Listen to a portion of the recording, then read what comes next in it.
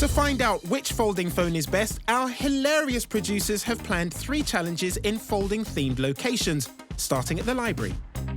Books are some of the most widespread and long-established folding things we use. Indeed, they are a constant source of information and entertainment, a bit like our smartphones. Better introduce them then. My offering is the Surface Duo 2 from Microsoft, which in this entry-level form has 128 gigabytes of storage. While mine is 250 quid more and comes from Samsung, the Galaxy Z Fold 3 5G. Also the entry-level model, but this one comes with 256 gig of storage. Time for a spec-off, but quietly as we're in a library. So, I've got a super quick Snapdragon 888 chipset. Snap. Memory, 8 gigabytes of RAM. Impressive.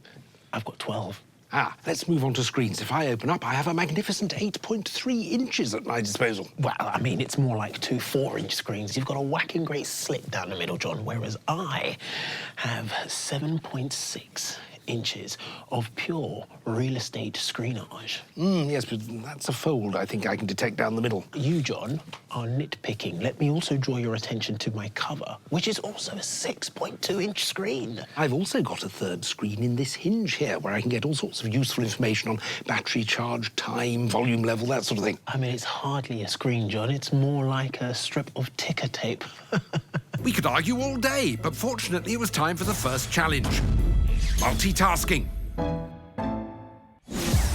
One of the benefits of having a larger screen is that you can display more things on them, especially helpful when needing to use multiple apps at the same time. Both of our phones run an adapted version of Android, designed to make multitasking more efficient, but they do so in different ways. The phone has a very handy way of dealing with apps that you frequently use together. You can put 2 of them into a group, and you can open them side by side on the 2 screens with just 1 tap. I can also do the app pinning group thing, but I can do 3 apps at once, John, not just 2.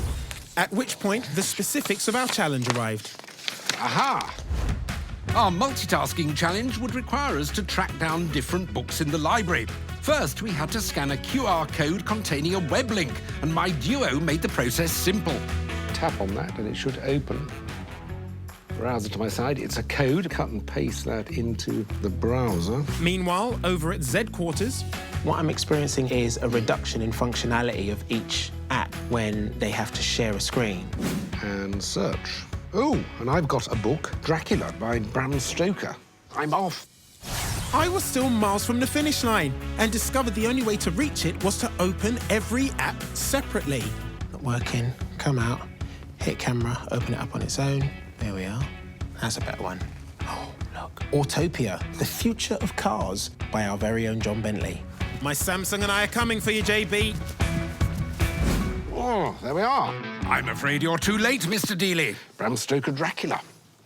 I thought yours was going to win there with all the 3 apps, but in the end, mine did better with just 2 because I could actually use them more fully. That's right. Having the option of using 3 apps at the same time is really good, but I think they do need to give some thought to how much of that app you can use. I think today, in this actual test, the Microsoft Surface was actually better at multitasking. Yep, I agree.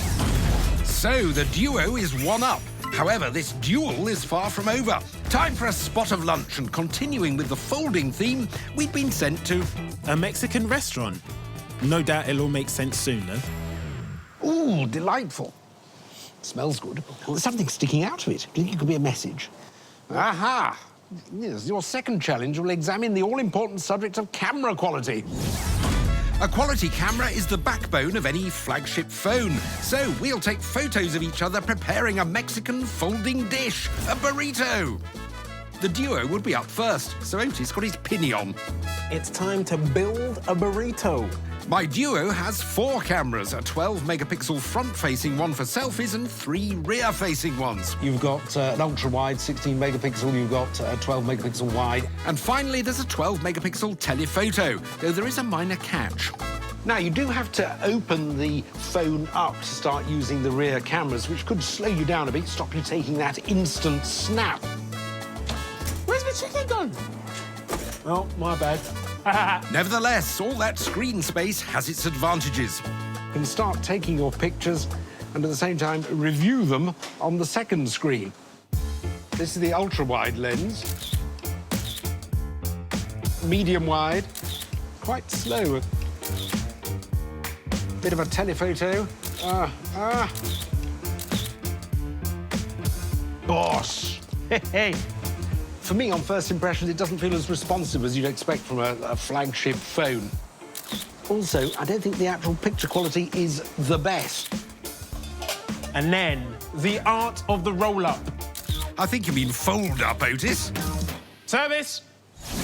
My turn in the kitchen. Do I need blue gloves on for a start? And my burrito-making skills were already under pressure. I can't remember how to do it. Take a breath, John, while I introduce the Samsung's picture-taking skills. If I open it up, underneath the main screen, you've got a 4-megapixel selfie camera.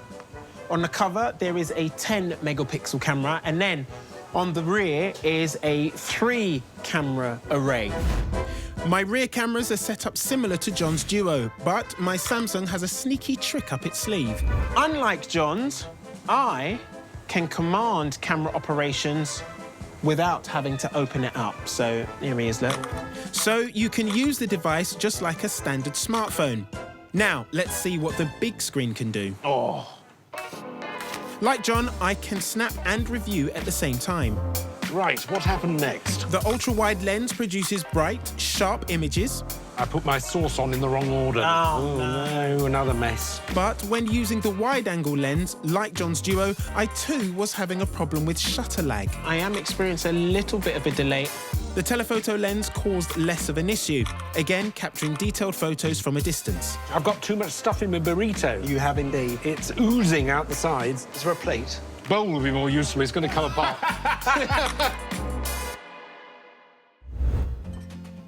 Over the lunch we'd cooked, A bit of hot sauce. Oh, right, It's yes. super hot. we had a closer look at what we'd shot on some 4K screens. And first up, my pictures of Otis on the Duo. OK, so... These don't look sharp at all, really. They're not hopeless. No, but they do look a bit grainier on yours, don't they? But yours is definitely sharper and more colourful. What about ease of use? It wasn't very responsive. Actually, neither is a Samsung. Yeah. But your end result is worth Yeah. the wait. I think it's a fairly clear victory for the Samsung. I would agree, yep. Which means it's now one apiece, with just one challenge to go. But which folding phone would take overall honours? To find out, we travelled to a dance theatre. You will now assess the screen quality of your two phones by viewing some footage on them. Well, that makes sense. I mean, there's no point in having all that screen space if the quality of the image isn't up to scratch. I wonder what we'll be viewing. Hey! Brilliant! A contortionist. So we've had folding books, folding food, now we have folding people. Our artist's name is Rhiannon. She has the ability to twist, turn and bend in ways most of us could never imagine. Her eye-watering contortions and colourful clothing make her the perfect subject for challenge number 3, screen quality. But before we get to that, she's agreed to show us some of the basics. That's very good. You just got to get your head down a bit. Careful, Johnny boy!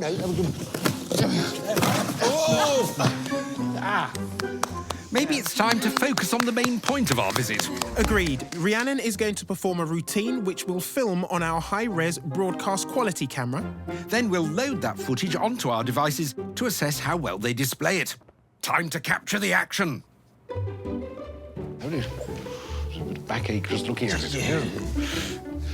Ooh. Oh, wow. I don't think I've ever had my legs like that. So, how will this all look on our phones? Right, well, here's the Surface Duo with the footage spread across the two screens, including, obviously, the big bar in the middle. It is distracting, isn't it? Yeah, to say the least. And when using the popular Chrome browser, it gets worse, especially with text. Vital information can literally disappear down the crack. Putting aside the irritating slit, the screens are AMOLED, have a refresh rate of 90 Hz and 401 pixels per square inch. Obviously, you can use it in other modes as well. You can we can put the picture onto one screen or the other. Yep. And we can have it that way round. Or we can use the whole phone as a sort of stand and have it that way around. I mean, for me, I think the stand is useful, but it's not worth having the folding screen for that. But I think looking at the picture across the two screens is not really acceptable. In terms of picture quality, for me, it's adequate, but not brilliant. Yeah, it's okay, isn't it? Considering this is good quality footage, it's all a bit slightly on the drab side. The colours don't exactly pop, do they? No. No. And you wouldn't complain about it if it was a budget smartphone, but I think at this price, maybe you would. More, You'd expect a bit more. Yeah. How does my Z Fold compare? I can detect the fold very slightly, but it's almost more because of the reflections on the screen. Yeah, nothing wrong with the image itself. It doesn't feel as though it's divided or she's performing across a chasm, as it were. It's certainly not anything that would ruin your enjoyment of a film, where I think this would. If I fold the screen there, what I get is the image on the back screen, and then the controls are illuminated on the bottom Yes, screen. now that is a very small image, isn't it? It is. If you're going to watch something on the Z Fold, it's got to be the full screen experience. It's got to be the full screen, and you will need something to prop the thing up on properly. Yes. My Z Fold also has an AMOLED screen, and although the pixel density is lower at 374 pixels per inch, the refresh rate is superior at 120 Hz. Image quality, John, Yes, it's better, isn't it, than the Duo? Certainly. I mean, it's brighter colours, better contrast. It is a lot brighter, isn't it? More vibrant. What it boils down to, John, is would you rather watch 4K footage on the Z Fold or on the Duo?